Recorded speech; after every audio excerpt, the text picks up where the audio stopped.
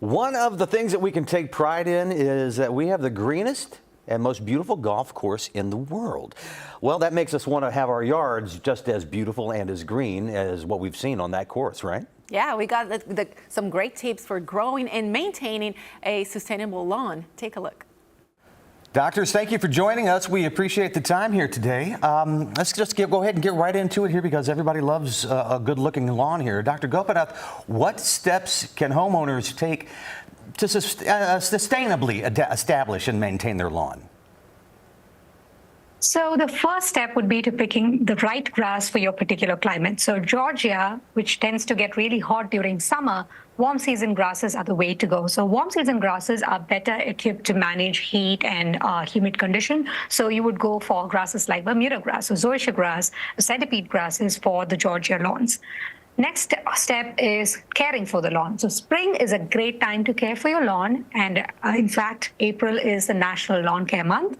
So when you start seeing those grasses waking up from winter dormancy, they're turning green, that's the right time to put down some Scott's Turf Builder lawn food. And if you plan to seed to make your lawn, or you're trying to reseed a whole lawn or maybe make it thicker, this is the right time to do it. So grab a bag of Scott's Turf Builder grass seed.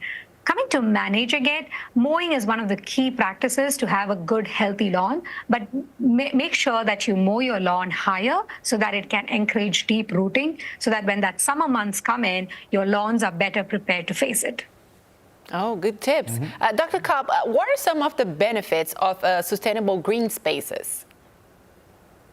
We get a lot of benefits from sustainable green spaces. For example, they help to absorb carbon dioxide from the atmosphere, and they also produce oxygen, which of course we need in abundance. And in the case of grasses in those green spaces, they perform a number of other specific functions, namely preventing soil erosion and also slowing down the movement of storm water.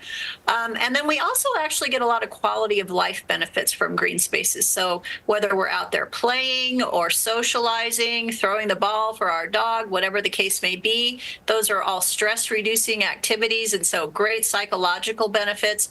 And those green spaces work to cool our atmosphere. So you live in a hot climate there. We get quite hot here in Utah as well. And so anything we can do to reduce cooling costs in our structures, our homes, and our schools is a good thing. And the other thing that I'm really excited about, in the past couple of decades, there's been a lot of research and work done to develop low water use grasses. And so when we're using those grasses in our green spaces, we can now make choices that are going to reduce their overall water requirements, which is good for water resources right across the country. And then the last thing I'll add there, I kind of alluded to it earlier, but when we slow stormwater down in the landscape and allow it to infiltrate into the soil, that water can actually reach groundwater levels. And where we've got declining groundwater levels in many places in the country, that's a real positive benefit of green spaces.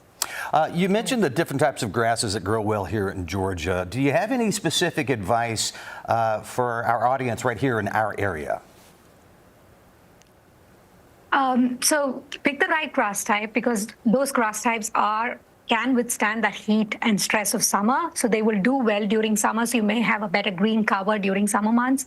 Another option would be to go with native species like buffalo grass or blue grama, which, like as Dr. Kopp said, requires less water to stay green. So you don't have to put in as much water. So those are great options too. And if you plan to water your lawns, then make sure you're watering it early in the morning so that you can prevent evaporation, and all the water that you're putting down goes to the plant.